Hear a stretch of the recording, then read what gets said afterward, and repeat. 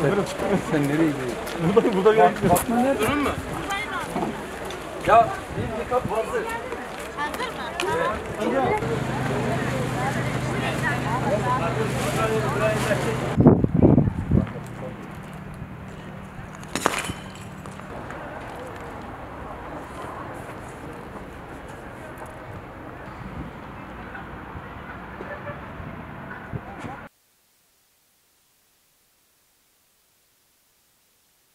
Öncelikle merhabalar diyelim size. Bahadır Altan, biz de geldik bölgeye. Bölgede izlenimleri aktarmak için buradayız. Siz de sanırım yakın zamanda geldiniz ama biraz sizden görüşlerinizi almak istiyoruz. Şimdi biz 24 saatlik bir yolculukla geldik buraya. Hep tereddüdümüz vardı. Gidip de orada organize olan arkadaşların işlerine engel olmayalım diye, ama kendi olanaklarımızla kalacak şekilde geldiğimiz için oradan da İzmir'den dayanışma gösteren arkadaşların doldurduklarıyla buraya ulaştık. Görünen şu ki burada bize söylenen işte şunu göndermeyin, her şey çok fazla gibi. Hayır, burada insana, gıdaya, çadıra, hijyenik malzemelere hala çok fazla ihtiyaç var. Çünkü zaten bölge halkı bu tür olanaklardan yoksundu. Şimdi hepten yoksun kaldı.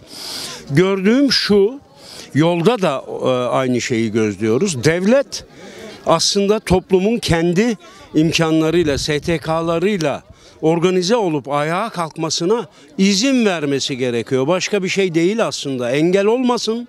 Bir tek yapacağı şey iletişim olanaklarını artırmak burada. Tam tersini yapıp Twitter'ı kapatma, interneti yavaşlatma gibi şeyler yapıyorlar. Bu buradaki insanların emeğinin verimsizleştiriyor emeğini. Geleceklere bir tavsiyem var. Evet, ihtiyaç var. Olanağı olan gelsin ama buraya kendi kışlık donanımıyla, kalabilme olanağıyla gelirse o zaman çok yararlı olur. Halk bu organizasyondan, kendi yaptığı organizasyondan çok memnun gördüğüm kadarıyla. İnsanlar sadece burada kuyruğa girenler değil, arabalar yükleyip çevre köylere, özellikle arabası olmayıp buraya gelemeyen halka buradan gıda, her türlü yardımı ulaştırıyorlar. Dediğim gibi en büyük sıkıntı şu: iletişimi yavaşlatan devlet bu organizasyona, halkın kendi imkanlarıyla ayağa kalkmasına adeta köstek oluyor. Esas sıkıntı bu. Yapacağı tek şey iletişim olanaklarını artırması. Tersini yapıyor devlet. Gelen birçok araca en azından bildiğimiz, gördüğümüz kadarıyla şer koyuldu. Girişleri engellendi. İşte AFAD çalışmaları keza başka bir boyut. Oraya da ekstra gireceğiz ama sebebi nedir? Yani bu kadar çok seferberlik ilan edilmişken toplum içerisinde devletin bu kadar köstek olmasındaki sebep ne?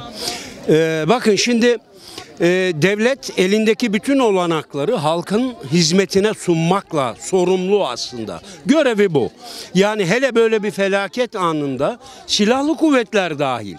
Bakın ilk 6 saat depremde çok önemliydi. Ekiplerin 6 saatte Hatay Havalimanı'na inip oradan dağılması gerekirken Hatay Havalimanı hasar gördüğü için oraya hala kapalı havalimanı. Oysa ben havacıyım. Hava Kuvvetleri kökenliyim. Hava Kuvvetleri'nin pist çabuk onarım kitleri ve ekipleri var. Yarım saat içinde o pistli uçuşu açabiliyorlar bir savaş durumunda. Bundan âlâ savaş olabilir mi? Bundan âlâ doğanın bu felaketine karşı savaşmaktan daha yüce bir savaşma olabilir mi? Bu olanakları sunması gerek. O hal ilan etmeye bile gerek yok. O pist tamir olunabilir. Bunlar hepimizin malı ve bizim vergilerimizle bu olanaklar sağlanmış durumda. Devlet, mesela ben burada gelirken şimdi de bir tane ne parti, ne kurum, ne işte şirket adı görmedim gelen yardımlarda. Kimse bunu ben yaptım gibi gözüne batırmıyor ama biliyorum Hatay'da enkazdan kurtarılan, canlı kurtarılan yurttaşlarımız için bile ben kurtardım deme yarışı var. Çünkü kameralar orada. Burada bir tane bile kamera yok. en kötü durumdakileri gösteren bir tane kamera olmayınca oraya bir şey de gitme gereği duymuyor. Gönderme gereği duymuyor devlet. Çünkü Birçok köyde zaten bu tarz sorun ve sıkıntılar yaşanıyor. o özellikle medya, o kameralar Hatay'da bir dizi çeker gibi çekmek yerine ulaşılmayan yerlere kameraları götürmeleri lazım ki devletin oraya yardım ulaştırması ya da ulaşan yardımları engellemelerini göstermeleri lazım ki oralara ulaşsın. İnsanlar bunun için çaba sarf ediyor. Gönüllüler burada. Gençler 24 saat çalışıyorlar. Ben geldiğim günden beri gözlüyorum. Ama hala ihtiyaç var. İnsana da organizasyona çok bir tabir vardır. Esas ihtiyaç devlet bu tür şeyleri kolaylaştırarak, organize ederek, eksikleri gidererek elindeki imkanlarla. Mesela hala elektrik yok. Yolda gördüm askeri araçlar jeneratörlerle gidiyordu. Ya bu insanlara bir tane jeneratör kurulamaz mı? Çok kolay bu olanakları var ama bunu sunmuyorlar halka. Oysa onların parasını halk peşin yıllardır ödüyor devlete. 99'dan bu yana toplanan deprem vergileri çok tartışıldı. Biliyorsunuz önceki depremlerde işte Elazığ depreminde sonra Van depreminde bunlar çok tartışıldı ama son süreçte özellikle bu depremle birlikte Pazarcık merkezli depremle birlikte daha çok açığa çıkan bir sonuç aslında gördük. Bu paralar nereye gitti? Evet, şimdi mesela bu işte güven sorunu toplumda, devlete, iktidara güven olmadığı için yardım etmek isteyenler, mesela ben kendi arkadaşlarıma buraya gidiyorum ben dediğimde bir sürü arkadaşım bize yeter ki IBAN gönder, ihtiyaç listesi gönder dedi. Çünkü tanıdıkları, bildikleri, güvenecekleri bir araç arıyorlar ulaştırmak için. Sıkıntı bu. Toplum devletin kurumlarına da ne yazık ki güvenmiyor çünkü geçmişte çok kötü örnekleri var. AFAD da bu şekilde. AFAD, şimdi Ahbap, böyle kuruluşlar var ama insanlar güvenmediği için buralara yardım yapma elini tutuyor bunlar. Şeffaf olmalı bunlar. Yani ne kadar para toplandı, ne kadar olanak geçmiş depremlerde halka sunuldu. Bunlar şeffaf bir şekilde toplumun önüne konmadığı için bu güvensizlik yaratıyor çok açıkça. Onun için insanlar buraya ulaştırabilecekleri güvenilir bir el bulduğunda sınırsız bir şekilde akıtabilecek. Batıdaki insanlar da aynı şekilde. Yürekleri burada. Onların da gerçekten Karadeniz'in, Akdeniz'in, Ege'nin insanları buradakilerin etnik yapısına, diline bakmadan yardım ellerini ulaştırmak istiyorlar. Ama işte önlerinde bir engel var. Sadece o dili de devlet kullanıyor, yani bu sıkça tartışılan bir şey oldu.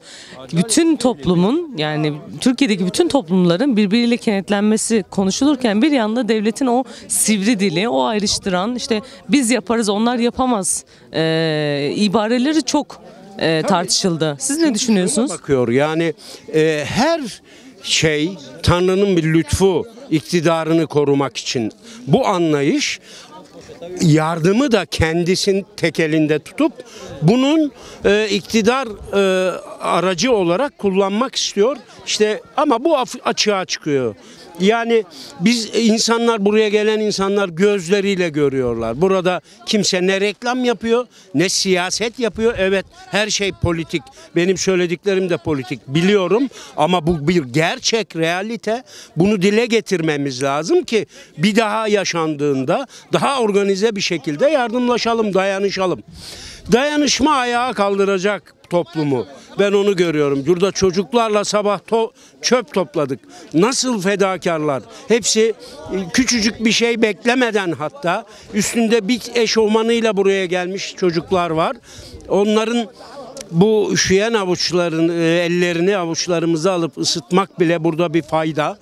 Onun için ben imkanı olan, dediğim gibi başta, özellikle buraya yük olmadan burada konaklama imkanı olan arkadaşları, gücü olanları buraya davet ediyorum.